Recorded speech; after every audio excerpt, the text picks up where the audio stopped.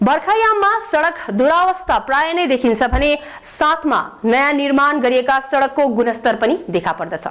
सोनादादेखि मुनि पर्ने मिलिङ बस्ती क्षेत्रमा भर्खरै मर्मत गरिएको सडक महिना दिन पनि राम्रो नपुग्दा नै अलकत्रहरू पाप्राहरू उक्किन थालेको छ।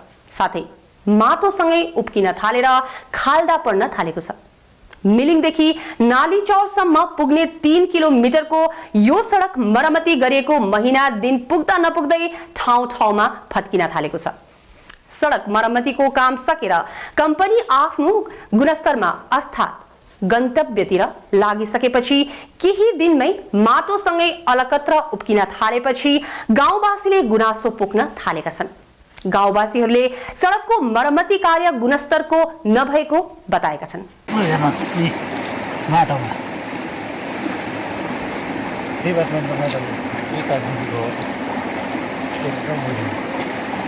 केही त छैन नि यस्तो हिलोमा कहाँ खप्छ त बाटो। एक महिना भएको छैन बाटोको।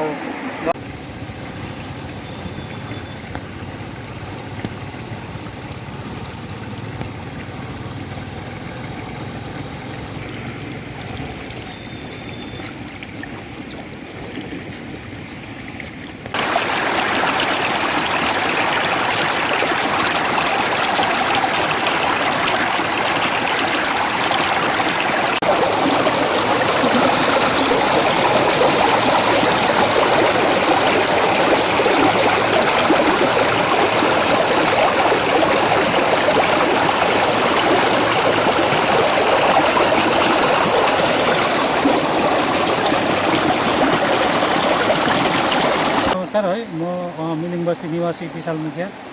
म कुनै पार्टी हैसियतले बोलेको होइन, म गाउँको एउटा भलो चिताउने मान्छे, गाउँको लागि बोलेको।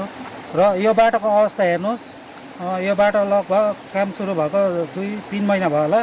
बाटो अहिले फिनिसिङ गरेर कम्पनी गइसक्यो र बाटो फिनिसिङ गरेको 25-30 दिनमा बाटोको हालत यो छ। हेर्नुहोस्, यहाँ पुरा माटो निस्किरहेको छ।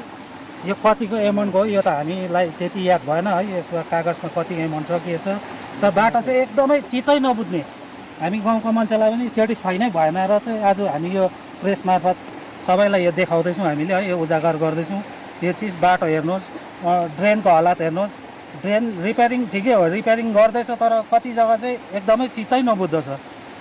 पुरानै ड्रेनलाई सफा गरेर त्यसलाई घोला दल्ने काम हुँदैछ। त्यसको त सायद हामीले सोच्नु त नयाँ बजेट आएको थियो होला। त्यसले गर्दा हामी सेटिस्फाई छैन। यो बाटोको अवस्था हेर्नुहोस्, 3 किलोमिटर टोटल यो बाटो फर्स्ट टु लास्ट 0देखिको 3 किलोमिटरसम्म पुरा क्र्याक छ बाटो, जहीँ तहीँ माटो र हिलो मात्रै छ बाटोमा। यो अन्त डिपार्टमेन्टको मान्छे चाहिँ यो काम गरिजेल चाहिँ एकै दिन पनि हामीले यहाँ देखेन देखरेखमा। खालि सरदारकै मान्छे मात्रै, सरदारकै इन्जिनियर, सरदारकै ठेकादार, सरदारकै बैदार र डिपार्टमेन्टको चाहिँ एउटै सायद मलाई लाग्छ भुल चाहिँ यसमा डिपार्टमेन्टकै छ होला। डिपार्टमेन्टले देखरेख नगरेको कारणले उनीहरूले यस्तो लापरवाही गरेर गयो। हामी त गाउँको एउटा सोझो जनता हो, हामीलाई के थाहा यो कति प्रिमिसिङ गर्नुपर्छ, कति मेटलिङ गर्नुपर्छ। कम्पनीले त दिएको होला, तर यहाँ आएर चोर्ने निस्क्यो होला बिचमा है। यसको ठेकादारहरू भयो। यो बाटो पेटीमा पनि लिएको बाटो होइन, यो डाइरेक्ट कम्पनीले गरेको बाटो हो। पेटीमा पहिल्यैदेखि पेटीमा लिँदा हाम्रो बाटोहरू धेरै बिग्रेर हामीले गाउँमै एउटा सल्लाह गरेर युथहरूसँग सल्लाह गरेर गाउँको युवाहरूसँग पेटीमा नलिउँ योपालिको बाटो। किन पेटीमा लिँदा बाटो बिग्रिँदो रहेछ। कन्ट्र्याक्टरले सब कन्ट्र्याक्टरले अर्को त्यो पेटीको कन्ट्र्याक्टरलाई दिँदा 3-4 स्टेप हुँदा यसको एमाउन्ट पुरा घटेर जान्छ र डाइरेक्ट कम्पनीबाट गरोस् भनेर हामीले कुनै डिस्टर्ब पनि लिउन।